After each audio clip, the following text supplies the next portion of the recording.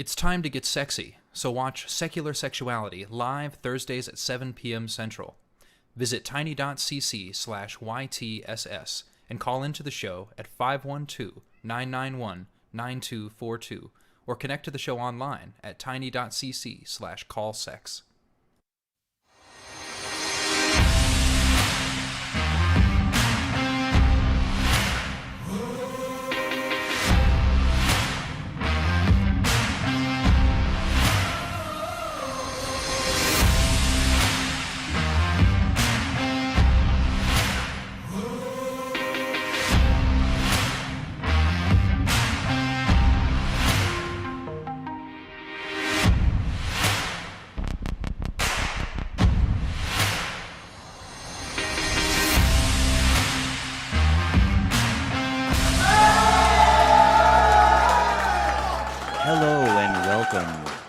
To Talk Heathen. Today is Sunday, September 11th, 2022.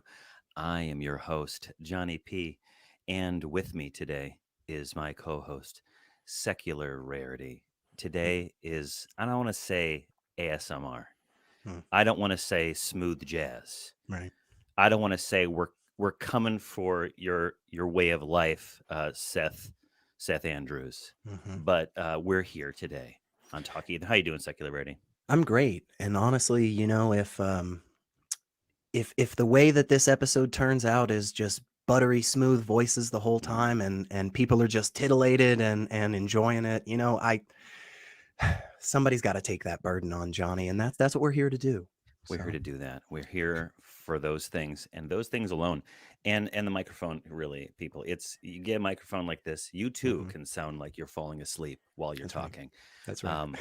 Talk Heathen, the show that you're listening to right now, is a live call-in show. We have open lines, but we do have callers. So get your calls in now. It's 512-991-9242, or from your computer, you may call at tiny.cc/call-TH.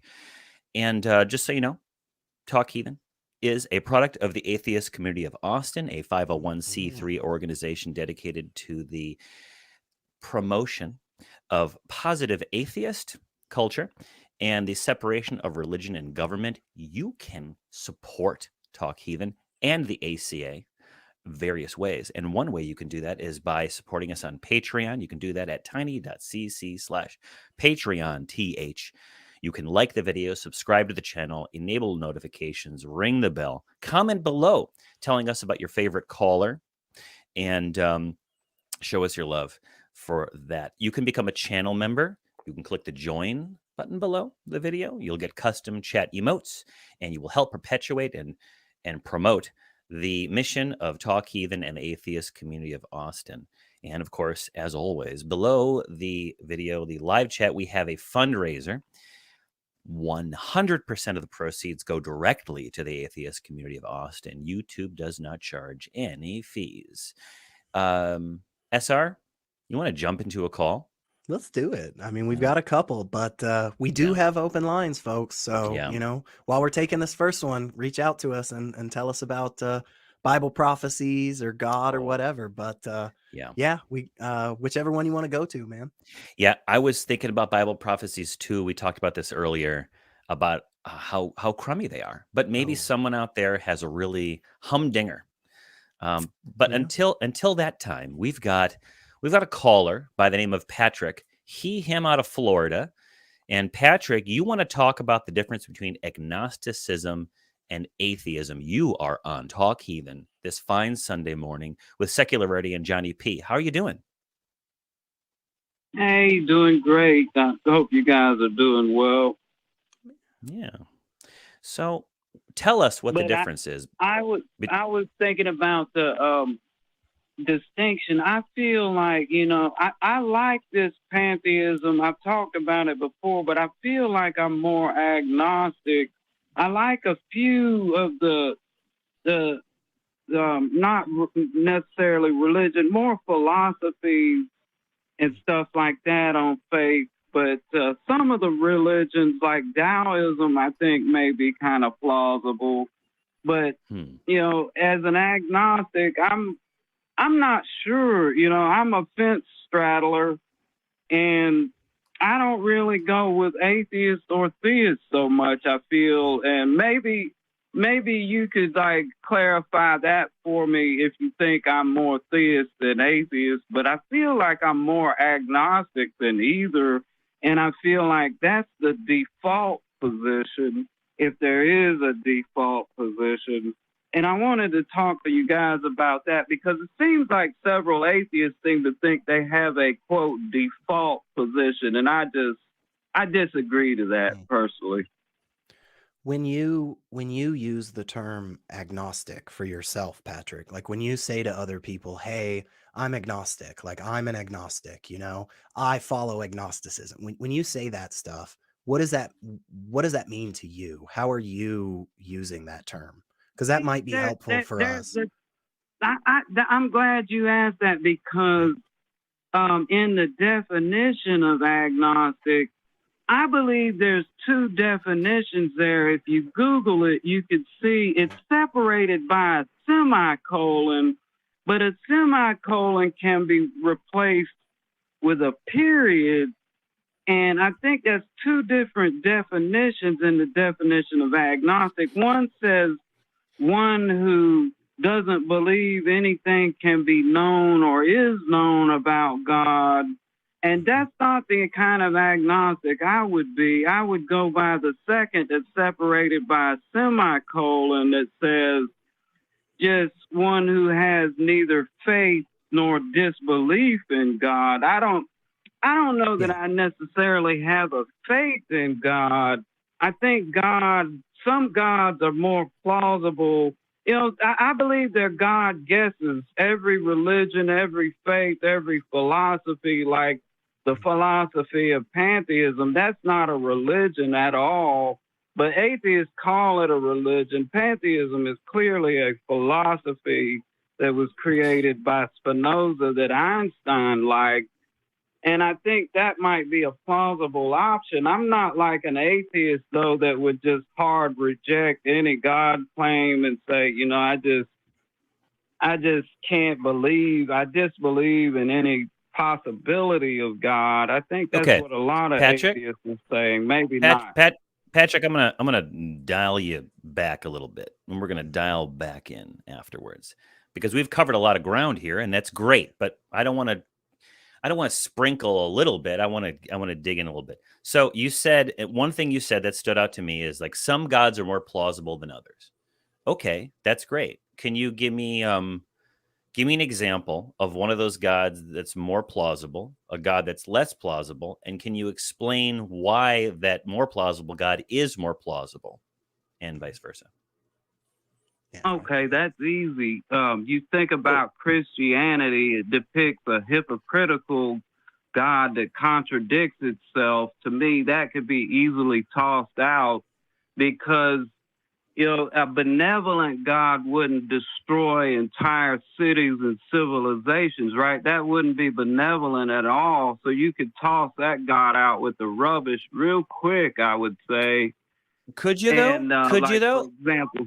Well, Patrick, could you? Because if this world that we live in is a temporary place, a staging ground, a bus station, or something like that, as some Christians and other theists would believe, then what happens here isn't necessarily all that important. What really is important is the bigger picture, the eternal life that exists. And supposing in a particular mythology, you've got a community of people who are either haven't satisfied the preconditions for hell or heaven, and they're heading there.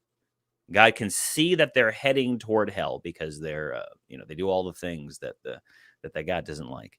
What if that God sent a tsunami to wipe them all out before they satisfy one of those preconditions, and that God says to itself, well, better that they go to limbo or purgatory than to go to hell. So I'm just going to kill them all now. And that way they can spend, I don't know, a couple of eons in purgatory or limbo, get purified, and then make their way up to heaven. What about that kind of a Yahweh God? Are you saying that this would be purgatory Earth, and then like based off our actions here? I'm not sure. Yeah, I'm not. Well, I I if don't I know can about that. yeah. I'm not. if I can try, Patrick, and just kind of say what Johnny was just saying just a little bit differently, and of Yeah. course, Johnny, tell me if I'm wrong, but Explain it, please. it sounds like what he's offering is this concept of morally sufficient reasons. So Yeah. because we as humans are so limited in understanding the totality of the universe, whatever the hell that is, if there really is a God, if there really is this, all powerful, supernatural, divine being, well, it seems at least possible that God knows about bad things that are going to happen later on. And maybe there's a bad thing now that, okay, this sucks, but if we do this bad thing now, instead of waiting to that worst thing, that actually works out better. And generally that concept is called morally sufficient reasons. And it just, kind of pushes it back just a little bit in that sense. It's like, well, it seems bad to us. This seems like a terrible thing, but what if God knows more than us? And of Yeah. course, God knows more than us because by definition, right? Does that make sense? That's where I was going. Sounds like kind of like putting a cart before the horse or something. Oh, like I don't. that. I don't like the argument either, Patrick. Neither does Johnny. Neither of No. us like it. But what is a sufficient response to that, other than just saying you haven't met a burden of proof to begin with, basically? Yeah. I think that would be sufficient to say you haven't met a burden of proof. But I let's get to that now on the burden of proof. Has the atheist made any claims? I think you guys have made some claims. You claim no evidence of God exists. Dillahunty claimed no. There's that name again. Who There's that name again. is that guy? If I have to hear the name Dillahunty one more time, look, but my bad. I didn't mean Patrick, what y'all got into it or something, huh? Yeah, no. Maybe. He's better at me at Valorant than I'll ever be. But no, but Patrick, what claims? Let me tell you my position on this, and maybe this is Secular Rarity as well. He might have a stronger position on this than I do. I'll tell you what mine is. I have not met sufficient evidence to establish a faith condition in my head. I haven't seen enough evidence to believe that a God or pixies or flying camels exist. Okay? I haven't. My claim is that I haven't seen enough evidence to convince me. Now, it's easy to prove. You ask me, have you seen enough evidence to convince you? And I respond, no. So now either I'm accurately representing my that claim that I have not seen enough evidence that I recognize to believe in God, or I'm lying to you. So, I mean, I don't know where we go from there. That's my claim. I'm not saying Yahweh doesn't exist. I pretty much think that Yahweh is a fiction, but I can't prove it. So I'm not saying it because I don't want the burden of proving it. That might be cowardly, but I think it's the smart move. I can't see through all of time and all of space. I can't see through all of dimensions. I am a limited being, an ugly bag of mostly water. And so rather than make cosmic claims with my limited consciousness and my limited sensory apparatus, I'm just going to say I'm not convinced. There's my claim. So what is thy response to that? I don't know what would be evidence of God. That's what I'm trying to figure out. That's yeah. I think honestly, Patrick, that's a really, really good thought that you're thinking about. I mean, just like Johnny mentioned, pixies and flying camels and stuff. Like it just really seems to be the case on all of these things that the idea of what this evidence would be to prove this is so far outside our understanding that isn't making the claim or argument that it absolutely categorically cannot. It's just to say currently it seems as if there's so much junk we got to get through before we can ever really start to accept this claim. And I mean, the fact that you said that just kind of right off the rip like that, Patrick, I mean, I'm with you there. I don't exactly know what that would be, and that's the problem. And basically everything Johnny So said, I how go can just you a ask for evidence? How can well, you ask for evidence when you so the don't know issue what evidence would be? Yeah, so Question. I don't know what evidence is necessary off the top of my head, let's say, to prove proteins, a certain protein does a certain function in the human body, right? I don't know that off the top of my head, but that doesn't mean that we can't discover things, right? It doesn't mean that we can't figure things out more about the body and anatomy, right? So even That's though what I I'm don't saying. have How do we know? Oh, go ahead. I'm sorry. no, it's okay. It's okay. It's just it I the was going to fact say, yeah, go ahead. how would we determine, if we have no way to determine what evidence of God Mhm. is, how do we know evidence of God doesn't already exist? We just don't know what we're looking at. Great question. I'm not making the claim that no evidence exists. I just haven't seen it. And although I don't know what it would be, if I knew what it would be, I would How go do you seek it know out. you haven't seen it? No, wait. How do you Okay, know Patrick, you haven't seen it? hang on. Patrick, listen. If evidence is brought to either myself or Johnny, and just like you mentioned earlier about various gods that you think are less plausible due to obvious logical contradictions, if evidence is brought that has one of those obvious logical contradictions, done. We don't need to go any further on it. And every single time I Then personally why have keep ever been debating? presented with Why keep evidence, hang debating on a second, Christians? man. I don't want to mute you, but hang on Oh, a second. Every single time that I have ever been presented with evidence, it has failed in one of those means, whether it's a fallacy or whether it just doesn't actually prove the thing that people think it does. And so that's kind of where we're at, is that okay, maybe we don't have the exact box that says once this is checked, we've now proven God, but that really isn't the issue. The issue is that when presented with the evidence that people say does check that box, there are obvious reasons to reject those claims. yeah. It's always crummy evidence, Right. Patrick. But what was your question? It Because I the think, thing is, if you don't know what evidence is, you may have been presented evidence. You just didn't realize that was what God is.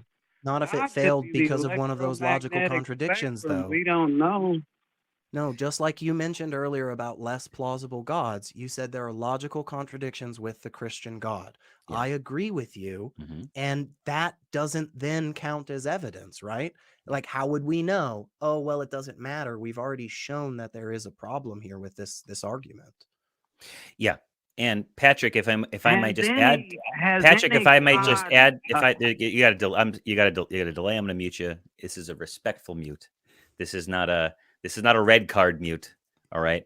But with all due respect, and I hope that it's going both ways here. If Secular Rarity and SR and I decide get some evidence that somebody says, this is a real, this is it, this is the evidence that you need. We're going to look at the evidence. We and most of the people who do this kind of stuff and think about this stuff, real people with YouTube shows and people without YouTube shows. We get the evidence, we consider it, we mull it over, we ruminate, and then we either are persuaded or not. And a person could say, well, the person hearing the evidence is dishonest. They know in their heart that a God exists. Well, you can go fuck yourself, because I don't know in my heart anything that I don't affirm, right? I struggle with certain things, but I don't know, and I am in a state of denial. That person's not intelligent enough to accept the evidence. Well, maybe I'm not intelligent enough. Perfectly fine. And yet the fact is true. I'm not persuaded. I've heard a lot of arguments. I've watched a lot of YouTube with this stuff. I've read books, believe it or not, on the subject, and none of it is particularly convincing. Everything's got a hole, or it's, well, I don't know what the hell that person was experiencing, but that doesn't seem likely. And so, is it possible that something slipped through my filters? Yeah, but I don't think so. And I'm always thinking about this stuff. So I'm unmuting you again. All due respect. continue, Patrick.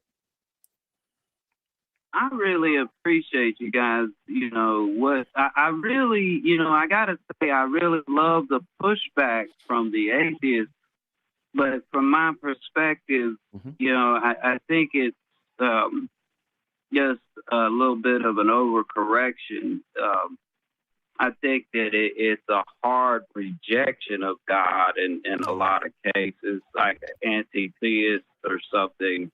That's more of an extreme stance than probably what you all guys take. But yeah, I'll buy that. I gotta say that I agree. I think I'm like maybe like 70 or 80% atheist in some ways, but as a more agnostic, I think the evidence is coming in, and I'd say give science a time. I don't think we have the God technology or any God hypothesis has been presented to science. And really, to say there's no evidence of a thing and it hasn't even been presented to science, then I think that's kind of a rigged game. The game was rigged from the start. Yeah.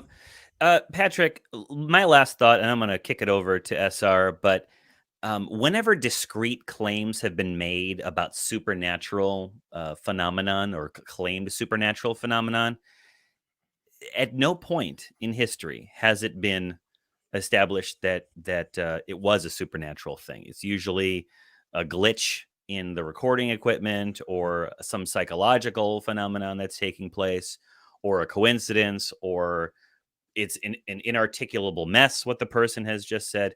I'm not saying that we're not going to be in the year, 2525, and there's not going to be some new kind of scanning device, some new sensor that can detect auras and fairies and stuff.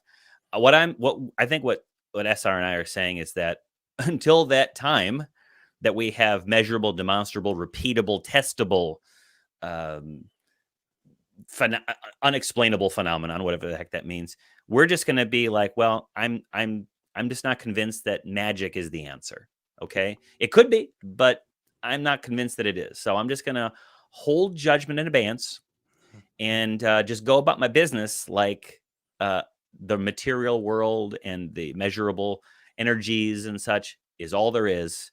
And I've got to be responsible to my neighbors and my friends and my own conscience. So, SR, what's your final thought? Yeah, I mean, first off, I can echo all of that, Patrick. Johnny and I are on the exact same page there. The only other thing I wanted to make sure to bullet point right before the end is just remember how we started this call where you said, hey, there are these two definitions of agnosticism. And they kind of are in the same ballpark, but they definitely don't exactly mean the same thing.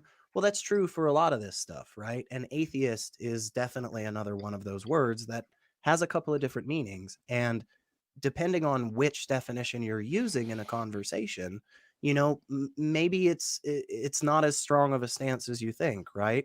Like if I said, hey, do you believe that there's a bunch of Sasquatches running around? And you say, no. Well, okay. That's kind of the same thing. A lot of times when somebody says, hey, man, do you believe in God? I go, well, no. I'm not saying categorically it isn't there. But again, that those different definitions really are important. And it's honestly, you're on the right track, in my opinion, Patrick. I think you and I have spoken before, and it just sounds like you're questioning and you're really trying to be open. And that's the way to do this. If Johnny and I are presented with good evidence, we will accept it. The problem is we are unconvinced by any of it currently. Now, we're going to keep looking, but until that time comes, we can both be in at least that soft stance of, hey, I don't currently accept this. I don't accept this claim. But again, seriously, Patrick, thank you for calling us, because I think these types of conversations where we're just like working stuff out with each other and there's no goal or winning or anything. I mean, Johnny already won earlier. He's got the awards coming in the mail, but oh yeah. And I'll tell you what, those awards are they're a double-edged sword, because you don't just want to put them on a shelf unframed. Right. I know. It's You a got lot to of level them up. I got so many of them, tremendous amount. If you've got evidence, folks out there, if you've got the evidence, there are lurkers lurking. Mhm. Lurkers are going to lurk, and they're in chat, and they're making big time claims that they just don't want the good evidence. They're afraid. They screen out the good arguments, and they only have, Secular Rarity and I are both call screeners. Some of us more call screenery than others. And it's been a while for me, and I miss it. But I love the good callers. There's a paucity of really good arguments for the existence of God and presenters. So if you've got it, give it to me, baby.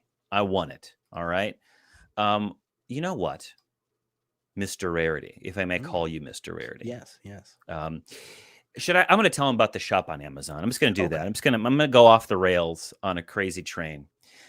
If you shop on Amazon, then you can support the ACA at no additional cost to you. Simply visit tiny.cc/AmazonSmileACA and designate the ACA, the Atheist Community of Austin, that is, as your selected charity, and Amazon will donate a portion of their profit directly to the ACA. Well, I'd be remiss, and I won't be, if I didn't, and I will, tell you that the Talk Heathen merch store is back. Visit tiny.cc/merchaca to get your favorite items like t-shirts, hoodies, and coffee mugs, and check our brand new items like beanies, cell phone cases, and tote bags. We now feature a special limited edition item each month. Be sure to check that out. Our store and all the other shows, all the shows have merch. But I will say this, folks. I have been suggesting for over 2 years now that there ought to be secular sexuality knee pads. I've been suggesting this. Oh my gosh. And I think it's a great idea. That's really great. The people, the deep state, the deep ACA says no, or they don't even answer me. They don't even respond. They leave me in silence. Oh, but and like blindfolds too. Now I'm thinking of way too much, Johnny. This is gonna go off. This is good. Is ketchup jelly? I don't know. Oh but gosh. Should we have blindfolds for secular sexuality? Look at this. See, brainstorm. Just throwing ideas up the flagpole. Folks in chat, tell us what you want. Tell us what you don't want. Tell us what you really want, but keep it clean. Or don't. We have a channel that houses all of the ACA shows in audio podcast form. That's derailed, SR. We're not supposed to do that. We're supposed to just keep to the... Anyways, tiny.cc/AEN podcast. It's all down there. Visit us. You don't have to look at us. You can just hear us. And of course, finally, you can become a part of the Talk Heathen community in our fan-run Facebook page. It's going to be at tiny.cc/FBTHG. You know what? People complain sometimes, SR, that there's too much hijinks when I'm on the show, that I just like to make stupid jokes that nobody laughs at, but they're wrong. I laugh at them. I watch the show afterwards and I cringe. But We're let's hilarious. get on. We're super duper funny. We are going to get yelled at after. Yeah, we're duper funny. Let's go on to Rick. Rick, you are a he and a him, and you're from Canada, and I remember you. And Rick says, and this is what the call screener has said, I think there are biblical prophecies that have been fulfilled and prophecies that are likely to be fulfilled. That's the ticket. That's what we're looking for, Rick. You know me. Do you know Secular Rarity? Have you met Secular Rarity before? I don't know if we've. Yeah, I spoke with him about evolution in the Bible. The water brings forth life. Remember me? Yeah, I do remember that now, Rick. Now that you mention it, Water is life. Well, Rick, give us a biblical prophecy. Yeah. Let's think about this together. So I think, if you look at all the prophecies about Jesus, right, there's hundreds of them that they say are fulfilled, right? But I think, obviously, you're going to argue, I've heard you guys argue that they're self-fulfilling prophecies, right? But you have to at least acknowledge that if those prophecies are being fulfilled by people just writing a book down, like you guys assume, then they've got to be pretty intelligent people, right? But what's even more intelligent than that? Sorry, go ahead. Go ahead. Yeah, just I mean, I appreciate the broad overview, but I don't think Johnny or I really need it. Just give us any one particular prophecy about Jesus, and we can just try and work through it and decide whether or not it seems to actually be a prophecy. Yeah, and Rick, Okay. Well, Rick, real quick. Something that I remember from our last call is that you got a high energy level, and I love it. Okay, but we're gonna take our time with you, and you've stumbled upon the secret of Talk Heathen. You can cover a small amount of material, and then we can dig deep, and then you can call back, and we're gonna take your call. So let's stay focused, because this is juicy stuff. I want to hear it. Okay, so slow down. We're all gonna slow down. We're all gonna listen, and give us your best biblical prophecy, your favorite one that's airtight. There could be no other explanation for whatever satisfies the prophecy than sweet Jesus, Prince of Peace, being born, or whatever it is. Go ahead. What do you got? Okay. So that's the thing about prophecies, right? One solid thing. To take a prophecy and say it's solid proof, but it's a whole bunch of prophecies put together, which makes it solid proof. But like you said, right? So a virgin gives birth. If you look in Psalms where Jesus quotes Psalms, I think it's 23, where he says, my God, why have you forsaken me? It goes on to describe his entire crucifixion up into his last words, it is finished, right? So these prophecies were fulfilled by Jesus. A virgin gave birth to Jesus. Isaiah 42 says, the Lord shall come forth as a man. Oh, hang on, right? hang on, Rick. You're going fast. Slow down. Yeah. We're moving on. Let's stop at the first one. My God, why have you forsaken me? It's been a minute since I read that verse. Does it basically say something along the lines of a virgin will give birth to a man that will be the Son of God who will be crucified, and then reference this verse? Well, it's predicting a Messiah, right? So it's saying that's not Psalm. What does it say? But what is the prophecy that it Give me the line. What is the Yeah. actual line? I'm gonna look it up. Well, I don't know the line off my. I don't know. Yeah, look it up. So it says a virgin will give birth, and what it's predicting is the Messiah, right? Do you remember the chapter and Yeah, verse? give me a. I don't even remember the book. You got another one? Do you have another one that you remember Let's go to the next one that you remember the verse. Your second favorite one. Yeah, I need a verse. I need a verse. Well, go to if you guys want to read it, go to Psalms. I think it's 23. I don't want it to hang up on you here when I go on Google, but give me go to Psalms. Right. Psalms 23. Or type in Google, I'm there. My God, Psalms. You got it? Psalms. We're talking about PSALM. Psalm 23. The Lord is my shepherd. I shall not want. That one? No. Hold on. All right. Why don't you mute that? I'm in my car. What I call? Yeah. Close that door. Close that door. Close that door. I don't want anyone driving by and taking your door off. I've seen it in too many action movies. All right. Do you know, Rick? Do you have another verse offhand that Psalm you 22. know? Psalm 22. Psalm 22. It's my God, my God. Okay, hang on. Psalm 20, PSALM. Let me 22. read this to you. This is, I think it's the NIV is what pulled up first for me just online. But my God, why have you forsaken me? Why are you so far from saving me? So far from the words of my groaning. Oh my God, I cry out by day, but you do not answer by night, and am not silent. Is that the verse you're talking about? You got to close that door. Right? Jesus spent the night prior in the Garden of Gethsemane praying to God, right? That he didn't want to do it, right? So if you go on, it talks about the Rick. blocks for his clothing.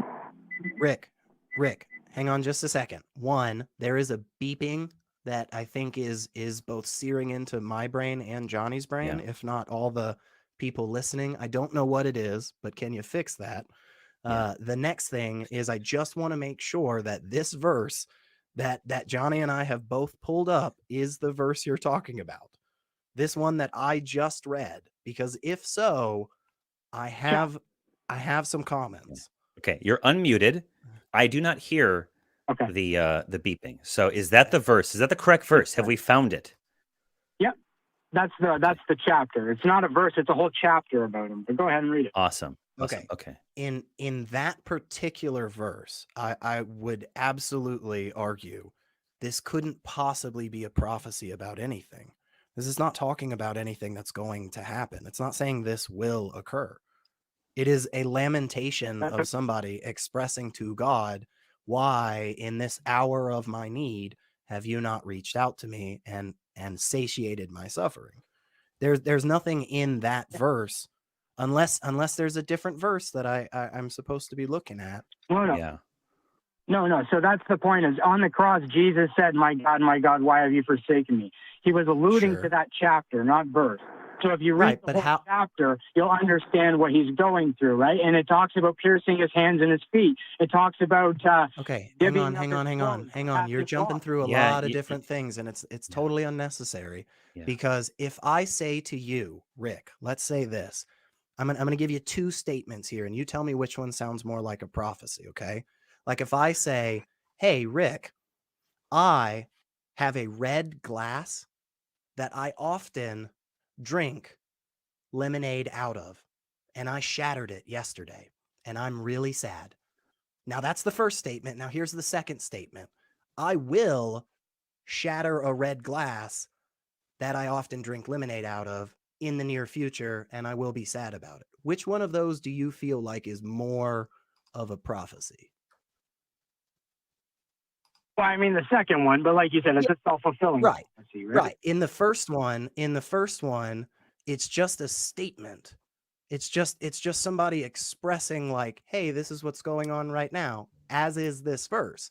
It's not talking about anything to happen in the future. It's just somebody crying out to God because they've had a bad time recently, and they're Yeah. asking God, "Why haven't you come to help me?" Yeah, in that verse, right? But that's what I'm saying. If you read the whole chapter, obviously you don't want to get into the whole chapter, right? And I know you guys are constrained for time. So really my more valid point about the prophecies is it's not so much the prophetic prophecies in the Bible that predict stuff, although I could go into a few things that it said, but it's more about the prophetic prophecies that are in every single story. Every story in the Bible alludes to Jesus some way, somehow, right? That's why it Says all you. points to him. Says you. Says me. I mean, How does it says says me? you. Go ahead and give me Yeah. a story. Go ahead, say any story. It's Noah. not says me. It's Jesus' Noah. life and character. Go The ahead. And story of Noah. Noah? Story of Story of Noah. Noah. There you go. Good one. Yeah. Exactly. What you got so the for us? redemption, How does it talk about Jesus? the cleansing of sin with water, right? And that's what Jesus came to do, right? He came to cleanse the world of sin, redemption. With water? Through Water, his though? blood. Cleanse the world with water? Yeah, When did Jesus take a pair the of Holy every Spirit. kind of Jesus says animal? that, right? The What- Holy What do you Spirit or baptize water? with for the redemption Is of it sin? What do you baptize with for the redemption of sin? What do Christians baptize with? So do you have Holy to be Spirit. baptized? Do you Right? have to be baptized to have your sins redeemed? Yeah, I That's a thought you just had really to interesting believe. Well, not question, yeah. necessarily. No, it's Okay. metaphorical. It's a metaphorical ritual, right? Rick, Baptism real, with water to cleanse Yeah. yourself. Rick, real quick question. The gospel writers, right? They had access to the earlier books of the Hebrew Bible, right? Or it wasn't discovered after they wrote the Bible, right? No, yeah, absolutely. Yeah. So you're saying when they were writing their Bible, they're like, "Oh, there's all this great stuff in here. Let me tie things together to show they could have, if they wanted to." Let's just say this is my earliest bit of counter apologetics from when I was a kid. And I'm still not over it. All right. And some people are like, "That's bullshit." It's not bullshit. This is I never got past this. And maybe you'll be the person that turns the tide. Please. But when they were writing the Bible, they're like, "Okay, we got this. We got pierced hands. We got Messiah. We got this. We got that." When we write our story, let's make sure we sprinkle it with references to the earlier books, and then we can show that this guy that we love, this Christ man, is actually the result of some fulfillment of prophecy. An example of that might be when the king Ringwraith, the main Ringwraith in Lord of the Rings, can be killed by no man, and then Éowyn, Shield Maiden of Rohan, takes off her helmet and says, "I am no man," Oh. and then stabs him in the face. That's a good part. Is a great part. I love it. Come on. And but when you're Tolkien and you're writing that stuff, you can kind of set up that stuff. That's what fun writing is. Like you set up it. It's like a setup and a punchline. You're delivering the goods. You're teeing up the T-ball and you're knocking it out of the park. But it truly is teeing it up on a tee. It's not hard when you're Arthur Conan Doyle to solve your own mysteries, you know. And that's kind of where I'm at with this. Your prophecies. That one. Give me something else. Give me like and don't give me wars and rumors of wars. Yeah, address what I said, please. Yeah. So, okay. So as far as the self-fulfilling prophecy, I see what you're saying, and that is how things work, right? People can fulfill it, but in order for people to fulfill that, they'd have to be highly intellectual, and there was a lot of people because it's a lot of prophecies to fulfill, and it's very in depth. Not saying it's impossible, so I grant you that. Oh, I'm not saying they're dumb. I'm saying these are smart people. I'm not saying that the gospel writers, the gospel writers who actually wrote it, are no bobos. These are smart cats who could write at a time when people were like, you know, wiping and eating with the same hand. So these were smarty pantses. Okay. So what? Yeah. So the most telling one is if you look at the Last Supper, right? The Last Supper, most Christians have no idea what the Last Supper means because we only have a story of a supper. But go watch Christ in the Passover. The Jewish tradition was fulfilled through Jesus, and it's amazing what they take a piece of unleavened bread, it's striped, it's pierced, they take it and break it in three. They hide the middle. The middle comes back at the end of dinner. They break it into pieces. That was the piece that Jesus took and said, "This is me," right? The blood, the third cup that he took after they supped, after they ate, is called the cup of redemption. He picked it up and he said, "This is my blood." The Jewish people don't. Okay. Go ahead, Johnny. Well, again, did the gospel writers have access to Jewish tradition when they wrote the story of the Last Supper? Weren't all of these people Jewish as well? Like, wasn't that kind of the kind of the big deal? Like, there's a lot of Jews in the Bible, and they had access to yeah. Okay, so they're like, you know what? Piece of evidence, right? So why wouldn't they put that in the Gospel? How is that evidence? A pathetic piece of evidence in the entire book of the Bible to prove Jesus is who they said. Rick, we've walked around to such a confusing point to me. Didn't we have this earlier where you and I talked about what sounds kind of like a prophecy, and it's the thing that kind of says this is going to happen in the future, not just a description of what happens today? What in the Last Supper is like a in the future this is going to happen? Because without like that caveat, how is it ever considered a prophecy? Like if I said 20 years ago this happened, that's definitely not a prophecy. If I say this morning I stubbed my toe, that's not a prophecy. It's not until we go towards the future, right? Yeah. Am I off? Yeah. No, I see what you're saying, right? And I see where your argument is. But the last thing to address Johnny's point there is sorry. Well, no. Sorry, my brain just kind of shut down. It happens to me constantly. So Jesus, we know, right? I know you guys kind of deny the fact that Jesus existed, but I mean, I don't deny that. Hang on there, Rick. You're muted now. Now you're muted because you're talking too fast, my friend. I don't deny that Jesus existed, but I don't. Let me put it this way: there may have been some cat named Jesus kicking up dirt in Judea, wandering around, talking to people, making a bunch of claims about not thinking about birds, not planning for tomorrow and looking at birds and all that stuff. There may have been a person, but that lunatic liar Lord trilemma is not really, I don't buy into it. I think someone once said there's a legend. Okay. I believe that there probably was some dude, I don't really care, named Jesus, and people started telling tall tales of all of his awesome doings. And one of them is turning a bunch of fishes and loaves into a whole shitload of fishes and loaves. That doesn't mean that he did. It just means that the story exists. And it's like Abraham Lincoln was a president, and he lived in a log cabin, and then he was real strong and he'd wrestle people. There's all kinds of legends about Abe Lincoln. Abe Lincoln existed, but he probably didn't, I don't know, like wrestle an ox to the ground. And not that is necessarily one of the legends, but we can start that one today. And in 500 years, Rick, we can see if we're combating truthers that Abe Lincoln was an X-Man. But anyway, go on. Abe I Lincoln didn't digress. wrestle an ox to the ground, Johnny, but Paul Bunyan definitely did. So that's just history. So there facts, could be- folks. but you see what I'm saying, Rick? Like, But yeah, no, yeah. So go on. Sorry, we talked enough. So the consensus, though, is that the Gospels, these are professionals. This is what they do their whole life. These historians and scholars, they call the Gospels eyewitness testimonies, and they don't do that just for fun. They do that because they've used the techniques through their career to determine that they are. There's a lot of hang on, Rick.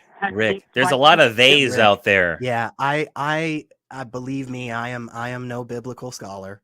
I am definitely not with a PhD in the Gospels, right? The New Testament and stuff. I remember very clearly as a young lad, just starting both his secular and rarity life, reading in the front of the Bible, and then at every single book thereon, that these are just the authors that are attributed to the books. We don't believe these people actually wrote them. Like, I have not heard of a reputable scholar in biblical history or any field thereof that is actually saying Mark wrote Mark. Like that, they are not eyewitnesses, not in the slightest. Was somebody in the garden with Jesus alone while they fell asleep in Gethsemane? Was there like? And who was there at day one? Yeah, when God did the whole light and the darkness and the separation of the waters, who was watching that? And how did Moses write about his own death? Yeah, what a strange. They're definitely not eyewitness accounts in the Gospels. We are very, very confident on that. Yeah, I think that maybe, Rick, you are listening or reading from scholars who are making those claims, but I would encourage you perhaps to find scholars who examine the same source material as you're interested in from a different perspective and follow them down their path for a while. Take notes and then make note of where they differ in their analysis from those who say that the Bible was written by eyewitness, Matthew, Mark, Luke, and John. And their friends. I would recommend that. And you will find a lot of really good scholarship done by very avowed, professing, believing Christians. I know a couple off the top of my head, like James Tabor or Dale Allison. I think David Litwa. Like there really are just dozens and dozens and dozens of people. And for them, the idea that Mark being written like at the time, like first off, it's a little silly to think that there was somebody walking around with a pad and pen, right? Like they didn't have notepads, right? So nobody was just like walking around like writing down what Jesus said. But for scholars like this, those not being eyewitness accounts doesn't change their belief. Yeah. I may argue that maybe it should put it on more shaky ground, but it isn't a thing for them for various reasons. But it is, I think it's really worthwhile knowing what the scholarship actually is on this and the types of things we have like dug up, in the ground and like cross-referenced with other things. And I mean, we got a lot of stuff, but it all kind of seems to point towards like not exactly concurrent stuff. Yeah. Well, and with that said, I want to bring it back. I think we're gonna move on, Rick. But I want to have one more exchange with you. You gave us two so-called prophecies, two of your favorite prophecies, and both of them were internal, if I may use the term. The Old Testament referred to the New Testament. All right, that's all fine and dandy, but that's not going to do it. Now, maybe our first caller would say we're just not open, or we're not accepting the the truth, or we're not accepting the evidence. That might be the case. We're not intelligent enough, Johnny. That's well, I know I'm not. But Rick, if you've got another one, I want to hear something that isn't self-referential in the Bible. Give me one of those. I like to think of them as wars and rumors of wars. One. I was walking my dog yesterday, and I was thinking I'm going to be on Talk Heathen tomorrow, and I'm going to be there with Secular Rarity. What kind of calls do I want? It's my real accent, and I was thinking prophecy, and apparently so was Secular Rarity at the same time. That's prophetic. Jesus is real, and so I really want the prophecy. So give me one. Give me like a Nostradamus type of one that you think is super awesome, that doesn't refer from the Old Testament to the New Testament, something external. Could you do that? Yeah, I got a great one for you. But I just want really quickly, I just want to say that Jesus picked people who were writers. We know Matthew for sure wrote and spoke in at least three different languages. So to say that people weren't writing down what he said is just not factual or evidence-based at all. As well, Richard Dawkins himself says the consensus of historians he spoke with all agreed Jesus lived and died. And that's because the professionals in the Richard Dawkins? Yeah. I don't think he has anything to do with biblical history. But wait. For the prophecy. Well, hang on. The Squawky Docky can go shut the fuck up. I don't care what he has to say. Yeah. All right? He's not my pope. Yeah. He's not my pope. All right? But, smart biologist, decent writer, stay in your lane. But anyway, you were saying? Yeah. Give us that prophecy, Rick. Give it to us warm. So you say the wars and rumors of wars, right? So when Jesus is predicting the end, so a lot of people, there's wars, and there's all these things that we've seen repeat through history. But Jesus says one thing that's different. He says, when this gospel, he even says, don't worry, all these things must come to pass. But when this gospel of the kingdom is preached all across the world, then you know the end has come. Then, and ironic, he knew it was going to cross the whole globe, and he says that's the only difference in history as we've now seen this happen. He says Christians will be persecuted. Christians are the number one persecuted group on the earth. You can Google it. Yeah. And last, what? Yeah, you laugh. Hold up, Rick. I laugh. I laugh hard. Too. Yeah. Yeah. Also, like, are you saying that the prophecy was that the world would end when Christianity was taught to the whole world? Is that what you're saying the prophecy is? I just want to make sure I understand. So he's giving all the things that are going to happen. And then he says, when this gospel has reached the whole world, then it has begun. But how he describes it, he says, when the abomination that causes desolation enters the holy place. Stop, Rick. What's Stop, the Rick. holy place? Because, Rick, stop. Because it sounded like you were trying to answer with a yes or no and then just refuse to address it. So let's try it again. I'm going to ask it one more time. Are you saying that right there, the prophecy that is being prophesied with its prophetic nature, are you saying that that is the world will end in this specific way once this message has been preached to the whole world? Is that what you're saying the prophecy is? That should be a simple yes or no. Well, yes, but not that the world will end, that the Antichrist will rise. It will begin, right? Okay. He says that. It has begun. He doesn't say it ends. So are you saying that the whole world has been preached the gospel message? Or are you saying we're still waiting to see if the world ends when the whole world gets preached this message? I think it's fair to say that it's reached all the corners of the earth at this point, or very, very close. Now that's interesting. Well, hang on. Yeah. Does it have to be very, very close? Is it 99% or is it 100%? It sounds like it's 100% to me. Do you mean the prophecy, or do you mean the prophecy sounds like it's 100%. Yeah. Prophecy says like everybody got to hear it. I would say he says once this gospel of the kingdom has been preached all across the world, then the end has begun. So I would assume at least all across. I don't know what he means by that. Perhaps every single place or all across the globe. I don't know what he's saying. We're still kind of waiting on that one. Yeah, Rick, we're waiting. Yeah, we don't have that one fulfilled yet, right? I mean, it doesn't seem like the Antichrist is around. The gospel's not preached all across the world? Well, the world is not preached all across the world today? No, the gospel is definitely not preached all over the world. I'm very confident about that. Yeah. Where is it missing? Who's missing the gospel? Amazon forest, as well as a handful of different forests over in like southern India in the ocean, as well as like Papua New Guinea and other Yeah, there's Pacific places. islands, like literally just dozens and dozens of places. But I mean, there's but also missionaries but going to Rick, every real single place quick, in the world. That's not Rick, true. It's not I true. think the point is I think that there's two ways you can go about it, and either way you lose.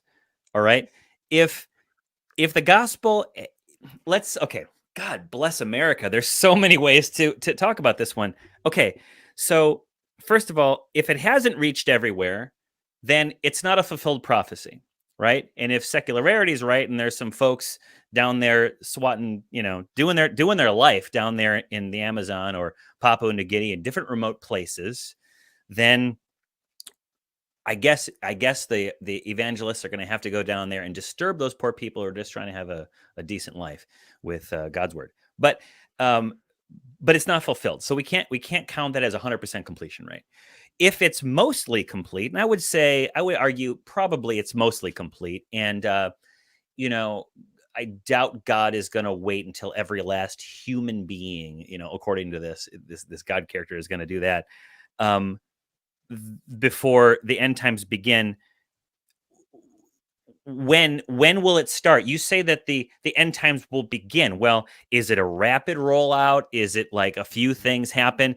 People have been saying that the end times are nigh for 2,000 plus years.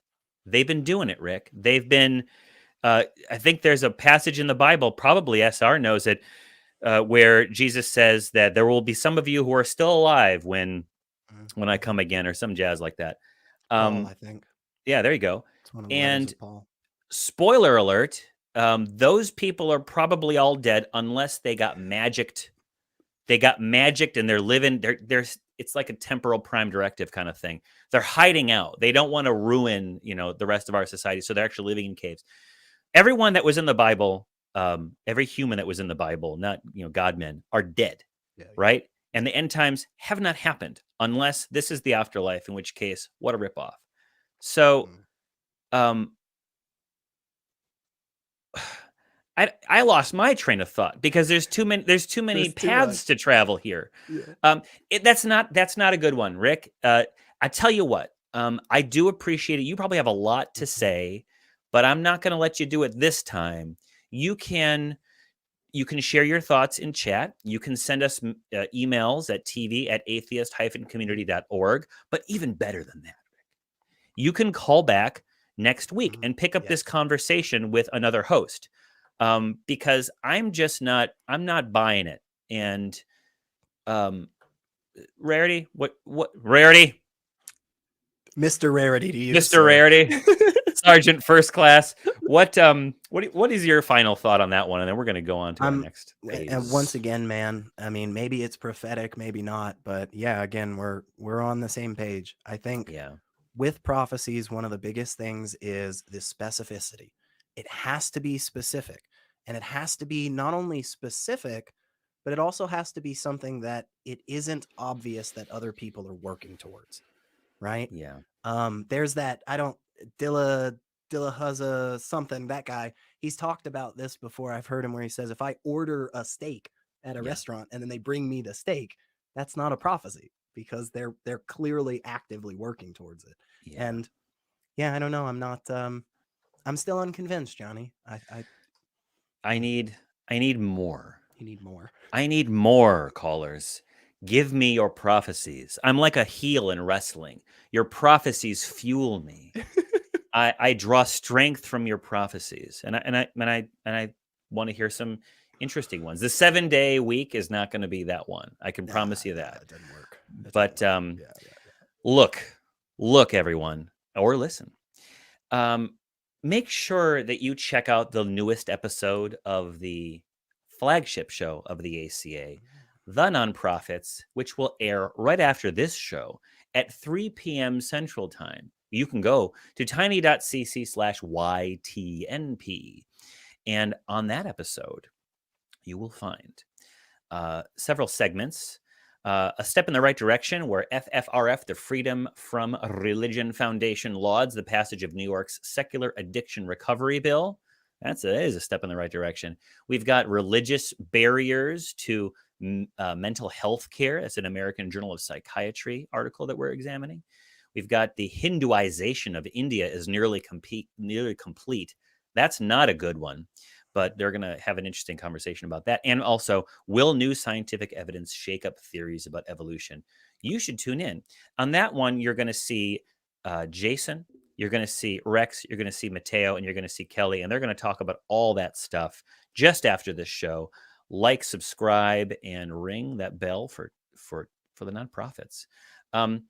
Also, the ACA wants you to know what is going on in our community. And for that, we've got an updated website. Head to www.atheist-community.org, where you can learn about the organization itself, its policies, and how you can get involved in real life.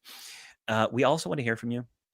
We want to hear what you liked about this show, what you didn't like, what you thought was effective, maybe some counter arguments. Maybe you want to bolster the arguments of Rick. Perhaps you do. And what you think we could do better to address those arguments. Maybe you've got some facts. Maybe you can convert us to something. Email us at tv@atheist-community.org and let us know. Give us your thoughts. Share your thoughts, please. You know this, so I probably don't have to tell you this, but I'm going to do it anyway because I'm paid a handsome treasure to do so. The ACA hosts several other shows besides Talk Heathen and the flagship show of the nonprofits that airs right after this. There's also Secular Sexuality with a lot of friends of mine run that show. Truth Wanted and The Atheist Experience with its main host, Jim Barrows. If you didn't catch all of the shows last week, here's a taste of the things you're going to want to go back and watch. We are reckoning with really powerful forces.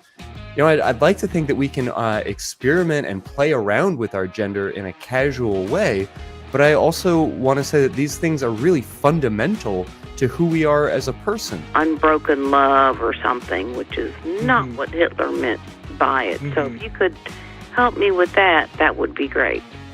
Oh boy, this is the episode where I get to talk about Hitler. Wow. My grandfather used to refer to clergymen in a certain way, and he's right in this case. He always used to say, here comes the gravy train of an easy life. And without a shadow of a doubt, this is Jesus pimping. Do you get these kind of situations where you have like a female frog with like 6 or 7 males like stacked up? Well, I think it'd be hilarious being a female frog jumping around with like this 7th male frog orgy tower going on behind you. If you're going to make assertions that your God is the only living God, when I ask you why you believe that your God is a living God, you don't get to say, how do you expect me to do that? You were supposed to show up with your A game. It's not my fault that you aren't ready to defend what you believe.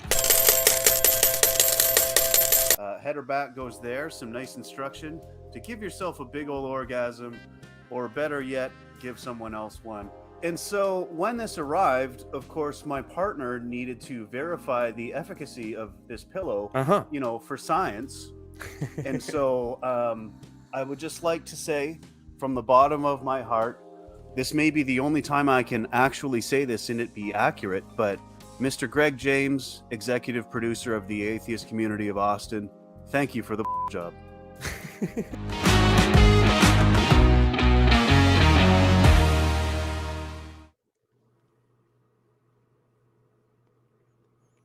I think you're muted, Johnny. I was just talking very quietly. ASMR is starting. Yeah, I was testing the audience. Some of our audience reads lips. So shout out to the people who read lips. Nice. But we've got top 5 patrons, and I would like it. A little treat for me if you would read them off. Oh man, can I? Please. Yeah, let me see here. I have a list. And if anybody isn't for sure about what we're talking about here, tiny.cc/patreon.th. You go there and then you do all the things and you push all the buttons and so forth, and you give a little, and we mention your name here. And we have the top 5. Number 1, Eric Tweet. Number 2, Dingleberry Jackson. Number 3, Balaam's Donkey. Number 4, the Bearded Skeptic of TikTok. Number 5, Devor Valgin. I feel like I've messed that one up every single time. And then finally, an honorable mention to David Cross. So thank all of you, and seriously, everybody else that is out there supporting us on Patreon. That means a lot. And there are a bunch of other ways. Like I got this guy. Look at this. Look at that. Look at that shirt. It is soft. Good. It is comfy. Yeah.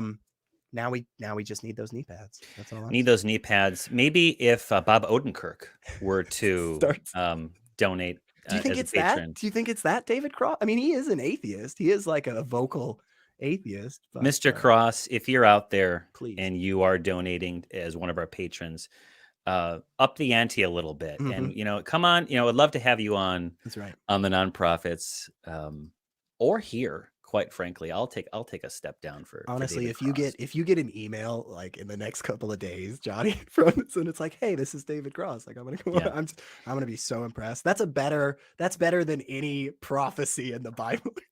I predict, and you know what? I predict that before any of the people watching this show dies, that David Cross will send an email to tv@atheist-community.org. Yea, verily, I say unto you. Amen. Amen, Johnny. You got it. You know what? There's a few more announcements. God bless it. Okay, first of all, it's this holiday season, right? It's coming up. Yeah. Pumpkin spice. Who cares? Okay? The hosts of your favorite ACA shows will be going head-to-head in a team contest that will, quote, leave you in stitches, unquote. But we need help from you, the community. Yes, you. Visit, look below me now, tiny.cc/ACA Holiday Survey 2022. Answer as many questions as you can and be part of the mayhem, not the legal mayhem, which is, of course, cutting off a limb. That's what mayhem is. Don't do that. The colloquial mayhem, the fun type. And we need your participation. So as a special reward for helping out, we'll be sending some respondents at random a special gift. Click that link, get in on that action, and watch the hosts of your favorite ACA show duke it out this December. I'm actually going to be hosting that. I will not be competing, but don't worry, it'll be good. Also, on September 25th, 2022, if you are in the Austin area, or if you could be in the Austin area and you want to make plans to do so, consider doing so, because we're going to be back in the studio at the Free Thought Library doing live broadcasts of Talk Heathen and the Atheist Experience. That's at 1 p.m. and at 4:30 p.m. Central Time. Doors open at noon. Parking is where you can find a legal spot after the lot is full. Just pretend it's full. It will be. But you park around the block. No big deal. If you can't make it there this month, we will continue to broadcast from the library the last Sunday of each month. Burn that into your brains. The last Sunday of every month, we're going to be live. So keep watching this show. Click on that website, atheist-community.org, for news and information as we expand our in-studio offerings in the near future. I've been giving the production a big headache trying to figure out how we can do a live nonprofits, but I think it would be totally worth it and totally awesome. And let's just see if we can make that happen. If we all just, we're already going to get yelled at the end of this. So yeah, I think it's a great idea, Johnny. Yeah. I'm going to be like a Disney host, like clap your hands. Tinkerbell needs you to clap your hands. And if you do that, if all you do it at once, then we will have a live nonprofits. But, until that happens, we've got Xeno on the line. Him coming out of South Korea, my favorite Korea for now. And the use of the term God, how does that not always refer to the folklore of a bearded man? I think I read that wrong. That does not always refer to the folklore of a bearded man. Xeno, tell us what you mean. Secular Rarity wants to know, and I'm curious too. I'm interested. Yeah.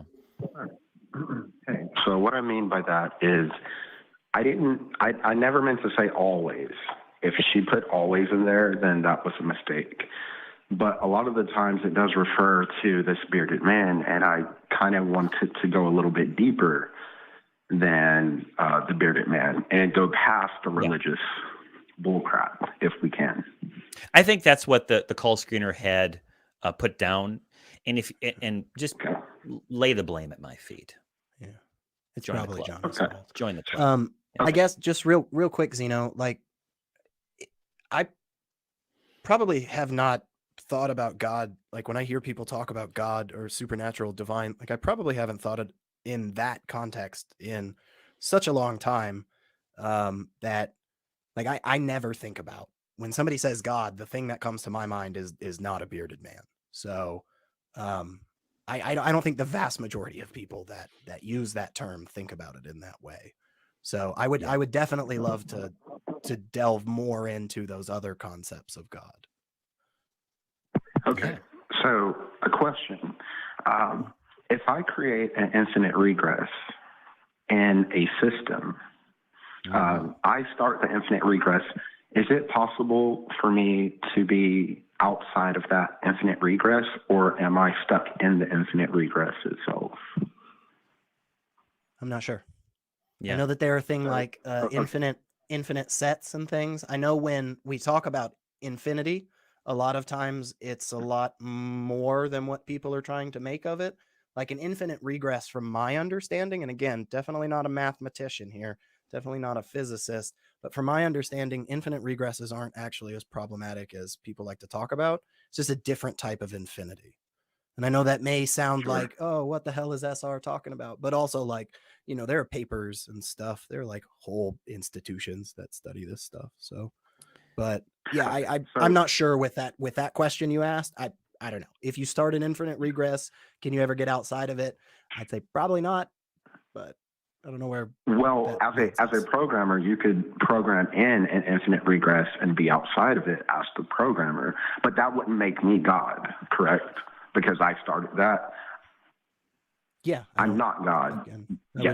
So we have to go. So when we talk about an infinite regress, I'm just demonstrating if the universe is an infinite regress and something is outside of it, that thing still is not God, and we have to go beyond that too.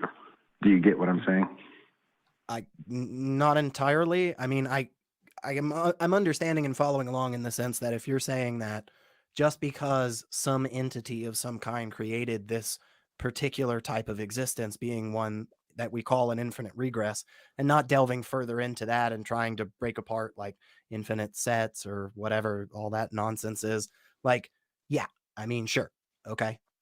Okay. Let's go deeper. So another question that will kind of we can circle back around to what this is all about. Would you agree that definitions could be erroneous, like incorrect, the way we define things? Yeah. I don't know what you mean by that. They could be like the black swan, the white swan, black swan. Yeah. Are you saying a description of the thing that we're describing could be incorrect, or are you saying a definition? Yeah, because definitions are more subjective in the sense that we create them and we play with them, whereas when we're doing the whole description thing, that's kind of supposed to be more on the objective side, right? Like whether or not I think about a gray rabbit in a certain way doesn't change the description of a gray rabbit. Yeah, sure, because what you're trying to really do, because you don't have 100% knowledge of everything, you're really trying to do your best to describe an abstract. You know what I mean? So, and the abstract itself is what you're trying to wrap your mind around the phenomena and define what that is. And so I would say that God is an abstract entity. But who gets to define exactly what that is, right? So the individual that believes in the thing, the individual that accepts a claim is going to be using a definition. Whether that's the same definition that other people use doesn't seem to me to matter too much. If you come to me and say, this is what I think of when I say a God, then I'll just accept that as being what God is, and then we'll work through it. Right? That's like the whole the triomni thing. The triomni thing doesn't work because of logical inconsistencies. Cool, we can move on. But that person that presented that argument, that was how they were defining God. That's why I say every single version of a God I've ever heard does not exist. I take the positive stance on that. So Okay, I don't think there's an overarching description or definition of what God is, which is why I like the agnostic or theological non-cognitivist aspect of it. We just don't know what we're talking about. I could make you agree with a definition of God because there's so many definitions. Sure, but if it's so vague and doesn't have any relation to reality, or you're just substituting the word God for other things, like when people say to me, God is love, those are 3 words. That's a very, very short sentence. It should be a lot easier. The problem is that most of the time when people say stuff like that, they're saying like what we think of as love, which may not be like perfectly defined, but we've got like a decent enough understanding, that actually is indistinguishable from God. But the problem with that is that doesn't make any sense. So God is just like a feeling. Is that what you're saying? But no, they add other attributes. So yes, you could give a definition, Xeno.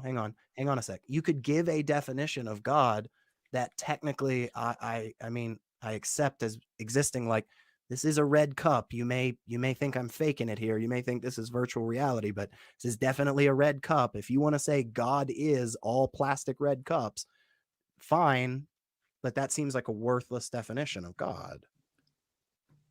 Yeah, I would Xeno never has say something else God in is a mind. red cup. Xeno has something else in mind. So to take us back to, and I am enjoying this. How does this not, okay, so term God does not always refer to the folklore of a bearded man. So I think you're talking about that which has set a hypothetical infinite regress in motion. Is that what your definition of God is? No, like no. What I'm saying is some entity could have set everything into motion, into an infinite regress, and that thing still would not be God. We have to go before that itself. Okay. So you would have to what would be conceptualize. Yeah, what would be before? So what is before that? Well, whatever properties make up, whatever abstract properties make up the thing that caused that. Like, let's say the Big Bang. Give me one of those properties. Like God, the Big Bang. Then you'd have to discuss what happened, well, what caused the Big Bang, and then what happened before that, right? So it's like a domino effect. What I'm not trying to say there was a first domino either, because that would just be another theory, and there's billions of theories. What I am saying is there is some truth to what happened. That's what we do know, unless you would say there is no truth and everything just is. But that truth basically is God, and that truth is beyond whatever set everything in infinite motion.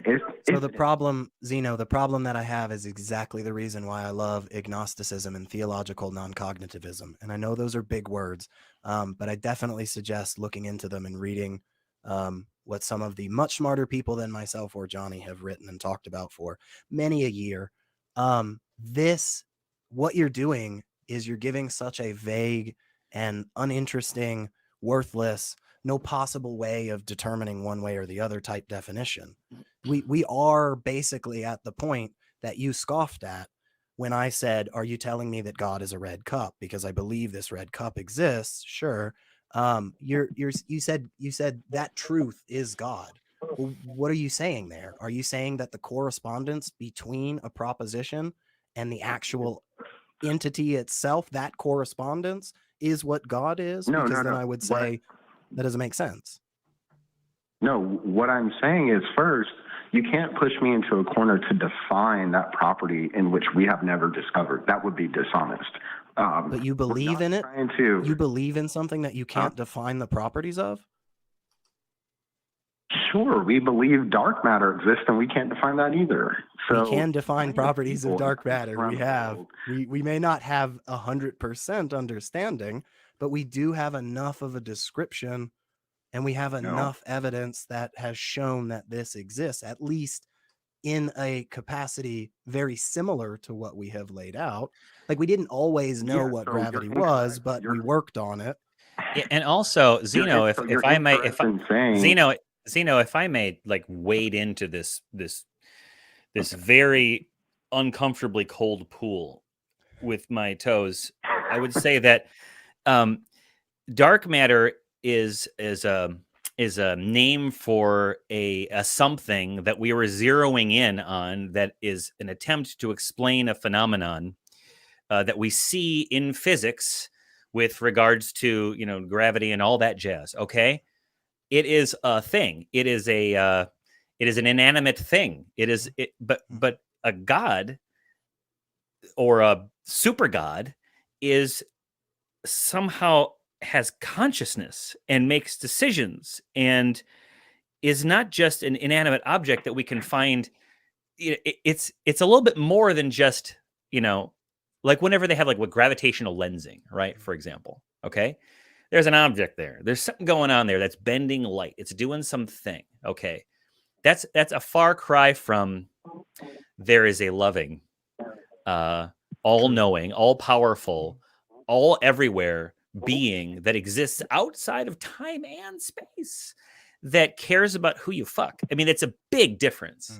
And even if you go to agnostic God, which it sounds like maybe that's where you could be going to, you do appear to be Xeno. You do appear to be describing this entity that has a form of super consciousness without having any direct contact with it. It's this again, Xeno. This is kind of your bag. I think it's cool. I think it's cool that you think like this.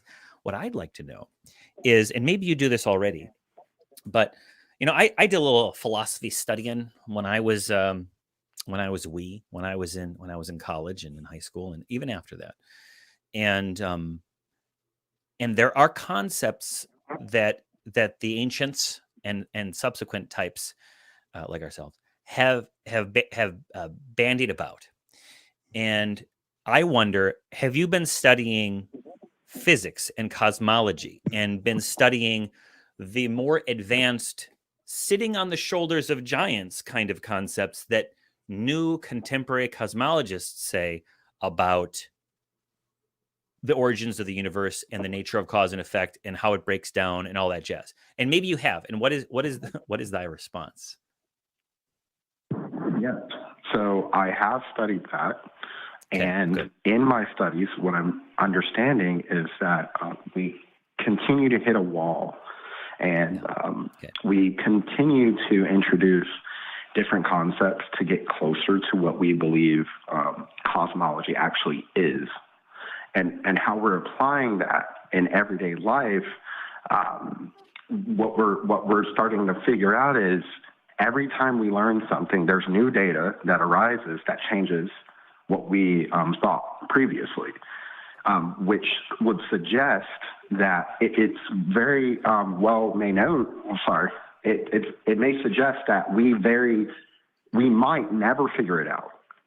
Yeah. We may never figure it out, but what you can know, what you can apply is a mathematical formula, which could be what you do know, which is 0.00001, subtracted by how much information is in the universe, right? So that means there's 99.99999% of all these things you don't understand. And then the little fraction that you do know, it's basically, that's like we're little germs on a rock trying to figure things out. All I'm trying to point out is that God would be the reason you exist. I'm not just trying to say God is a reason. What I'm saying is to define exactly what that thing is would be nearly impossible. But to deny its existence would kind of be silly. So hang on, Xeno, hang on. Because a couple of things there for sure. One, again, if you remember, Johnny is a little bit less hard of a stance on this than I am. Okay, but I'm in the boat of saying every version of a God that has ever been described to me fails in some way. Every single definition or version of a God I have ever come across in my life or been presented supposed evidence with fails. So if your God is one of the different ones, if it's one of those outside of those, the general classical theism and yada yada and all that stuff, well, that's fine, but you have the burden of giving us the description for the thing that you accept as being real. And so if you don't have a definition, if you don't have a way to define that entity, then I have to ask you, why do you accept it as true? Okay, so I would look at this as this is similar like a cause and effect. So if your hand is wet and I say, well, what caused your hand to be wet? And you don't know anything about water, you don't get the chance to know what water is to then say, oh yeah, there's this thing called water. So when you're talking about God, this is an extremely intermediate subject. You can't think you could tackle this like, oh, I can do a quick Google search on what God is and just look it up. Like, no, we're talking about the thing that you can't observe, but there's an effect that comes from it. So from that effect, they're going to extrapolate the fact that you're here and know that there's a reason why you're here. And I'm saying God is that reason. I'm not saying he has it, he, she, whatever it is, has consciousness, but it's definitely functioning. It could be like a substance. Hang on, real quick, Xeno. Let me just jump in, because I know we're getting kind of close, and we have one more call. And we always seem to have pretty decent calls, so we appreciate that. We never seem to yell too much or anything.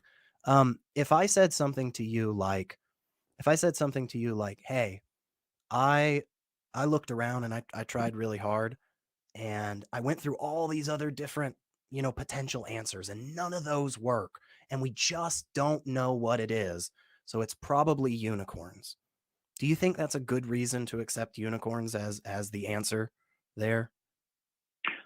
No, and that's not what I'm doing either. It sounds to me very much like the argument from incredulity is what you're doing. You're saying that we have all of these reasons. We have all of these reasons that don't seem to be perfect enough to actually give us the 100% confidence, which I don't think any of us believe that we can have. But you're then positing an answer because of the simple fact that, well, we don't have another one. Like, we can't think of anything else. But the issue with that is, of course, just like you said, if we only know the 0.1% and there's 99.9% of the things out there in the universe that we don't know, we can't posit an answer unless we have an indication of that specific conclusion, right? No, I would say that you could use a transrational thought to prove that if a murder happened and you had no idea about a murder, you could still know that a murder itself happened without knowing who did it. So we're looking at that doesn't answer it at all, because what we're asking about is whether or not there's a dead body. Like, is there a dead body? Not, is there a murder? Yeah, that's a different. Yeah. Those are different things. We're asking about where's the dead body, where's the God. We don't need to know about the murder yet, because that's motive and intention. It doesn't matter to me what God's intentions are yet if we haven't proven that this version of God that you're defining for us, which you don't have a good definition for, until we prove that that's real. Me talking about the intentions of this thing seems worthless, right?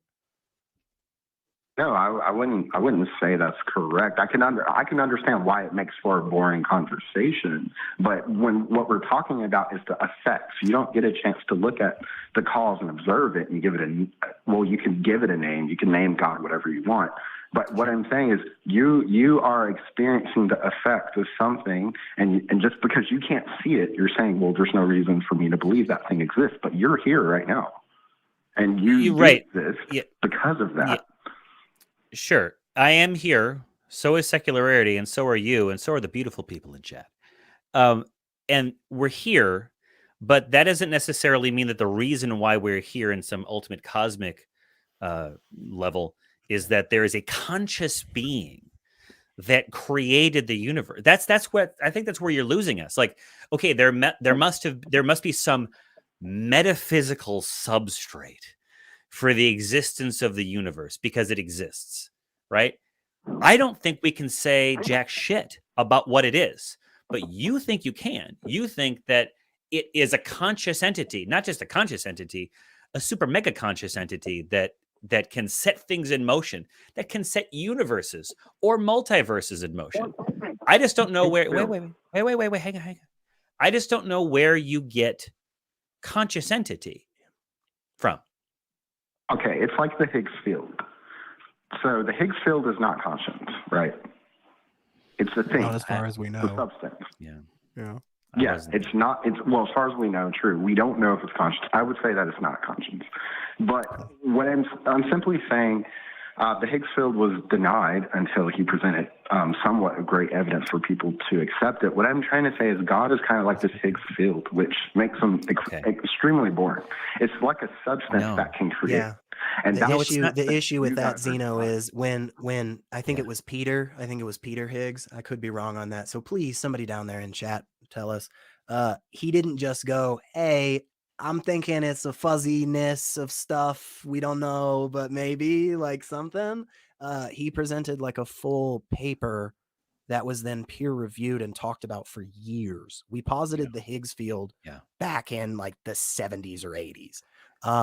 So yeah, I don't feel like you were really addressing what Johnny was saying there. Yeah, and Xeno, exactly what Secular Rarity said, that this wasn't just the time to believe that something is true. The time to believe in something is when you have sufficient evidence, and the way that we determine whether there's a sufficient evidence in some sort of scientific claim is through the peer review process, through a bunch of scientists trying to poke holes in it. And after many years, after much experimentation, after a whole lot of math that's far beyond me, they're kind of reduced to saying this appears to be the best explanation that we have. We're still trying to disprove it, right? We're going to keep on trying to do it. And when someone does, it's going to massively change the way we look at physics or whatever it might be. The Higgs field was a concept that was tested for, experimented for, and it started to get resolution, okay? And the time to believe that the Higgs field was totally a thing was after they went through that process. Not, it's real, now let's test for it. No. And that's kind of where it seems that you're at with regard to your unmoved mover. Well, I would say this last thing and go ahead and let you guys move on. I don't want to brag too much about my credentials, as I think an appeal Xeno. to, yeah. I have a barony. Hello? I paid for a barony in Sealand. I'm also a reverend. I'm allegedly have a JD. What do you got? I have a master's degree. Go ahead. What do you got?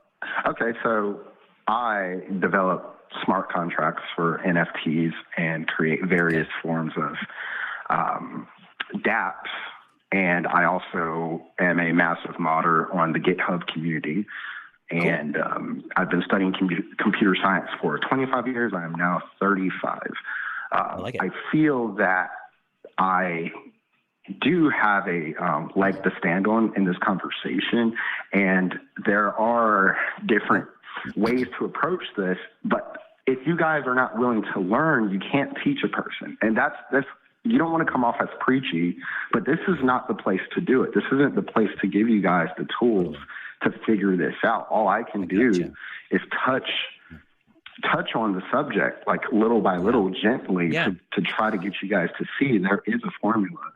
But first you have to describe what God is, and that's what this was all about. Like, if you don't call it God, if you call it evolution, then so be it. But there are words that come before evolution as well. Like, evolution is a very vague term.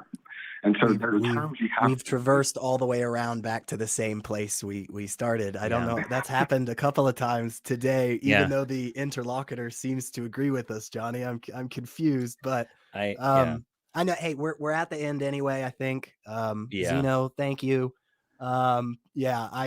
I know you're in charge, Johnny, but I just had to step it because we covered that ground already. We covered all of that. I like SR. I like Xeno. Call back again. Please do.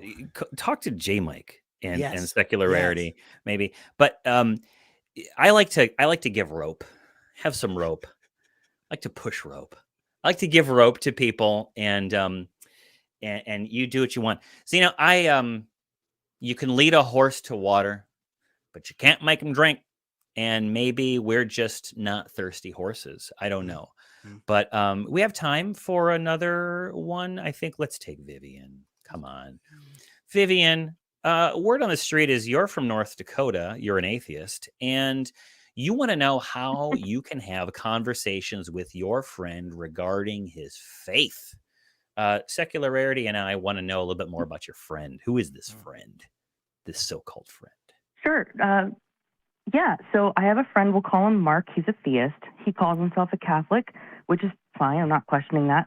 But he doesn't attest to believing anything in the Old Testament, only the New Testament. When I ask him about contradictions, or what I believe to be contradictions in the New Testament, his response is usually, I don't know, Vivian, I'm not God. So I'm not trying to convert him. He doesn't try to convert me, but not to get political, but he's very progressive. He's LGBTQIA supportive. He's fine with sex outside of marriage and gay marriage. He's not really religious in any other sense. Is he I single? guess I'm just trying to know what he believes and why. Is he single? No, he's not single. Okay, all right. Sorry, everyone out there. He's not single. Sounds pretty good. Go on. I'm sorry. No, it's all good. I'm sorry. I get nervous easy, so I had a bit of a script. No, stupid joke I made. You're doing good, and honestly, it's really helpful if you kind of lay out what you're gonna say before you hop on. And real quick, I'll just say, Vivian, this sounds like a person that would be on my team in a couple of senses. For instance, if you're a believer in whatever type of deity you want, but you're not somebody out there who is fighting to make half of the country or world second-class citizens, or being so horrendous towards trans people that you're doing all kinds of lots of terrible things. I'm not going to go through that. You know what I'm saying? Those types of people that are for LGBTQ rights and for access to abortion and stuff, believer or not, you're on my freaking team. So I definitely like that. Definitely agreed. What? I guess it's just, sorry, Delanna. No, please go ahead. You, Vivian. Yeah. So I guess just I'm looking to know is how do I have that?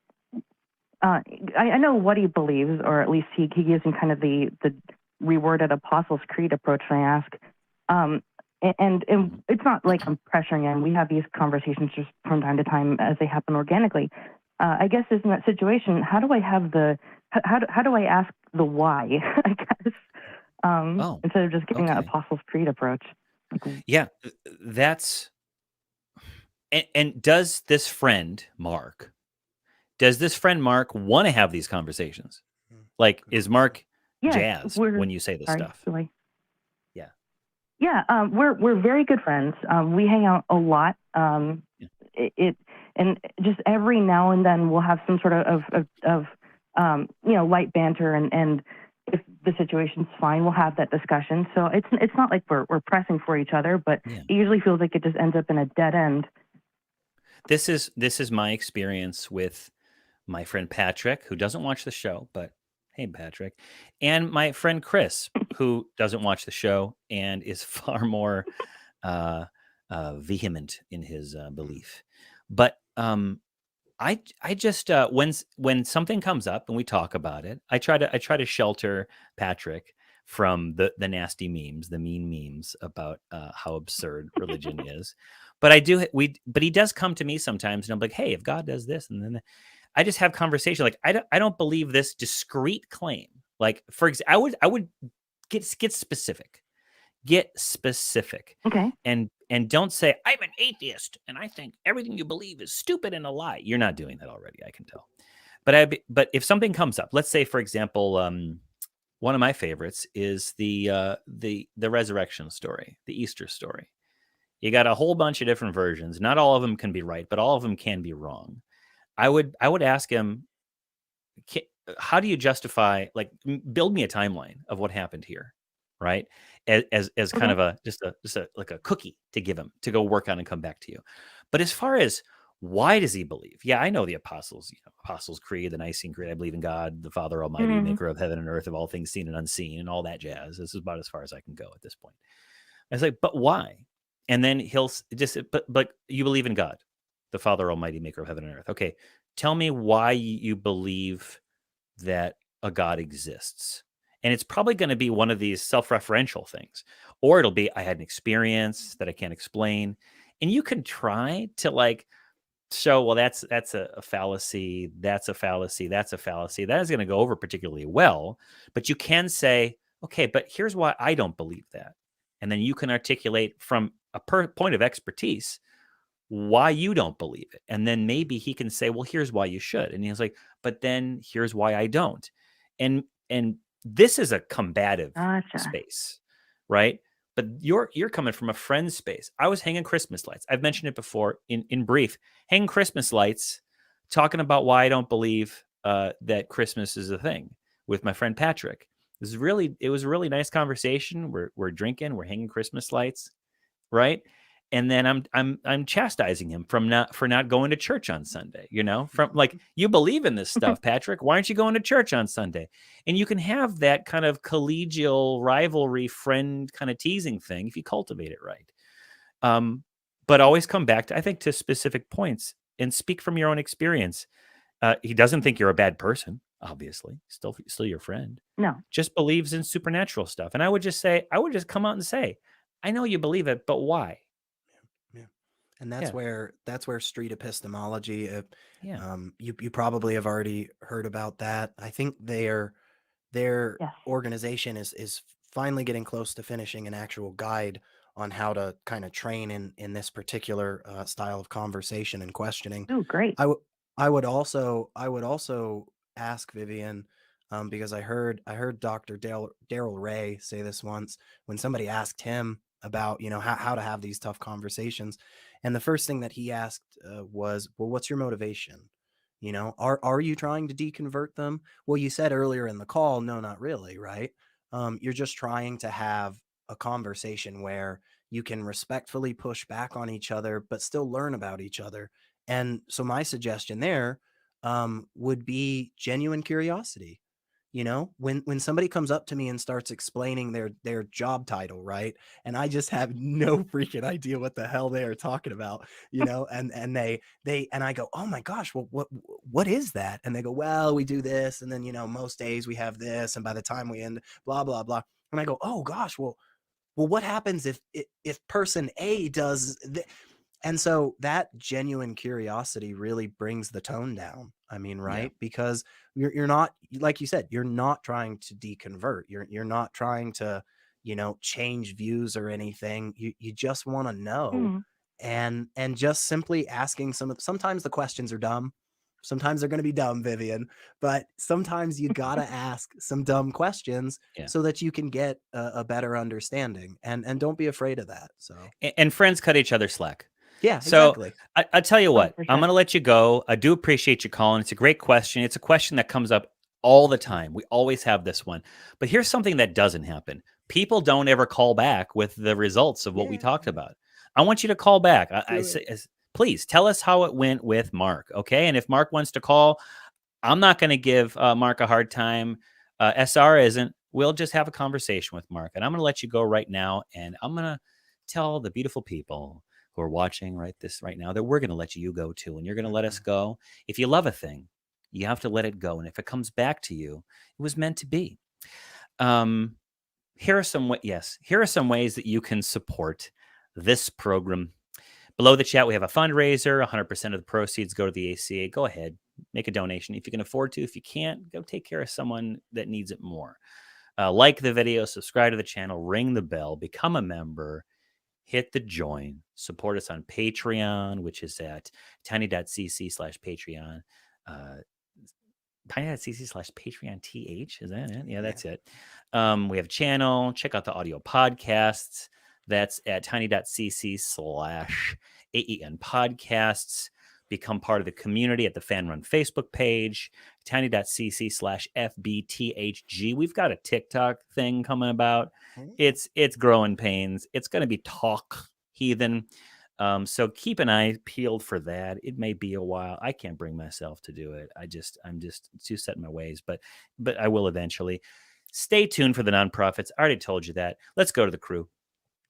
Let's see that crew. Woo! We got the heathenish crew cam. We got some smiling faces, and they're waving at us. It's a good crew. You know what? The world needs a little bit of love. Even while you're pushing back, push back with love. If you can do so safely, support those people who are putting themselves in the line of fire of your gross germs. I got a friend that we were all going to have a birthday party. he tested positive for COVID, and then he tested negative for COVID. I mean, this thing is still real. So be respectful to the people that are out there that have to be exposed. If you believe in unmoved movers and gremlins and Thor Odinson, you know, we're your friends, but we, you know, we're not going to agree. And I tell you what, Secular Rarity, if you don't believe in that stuff, you should call us. You should tell us your experiences. If you do believe in that stuff, you should call us. You should tell us your experiences. And just so you know, just so there's no doubt, we don't hate you. We're just not convinced. See ya.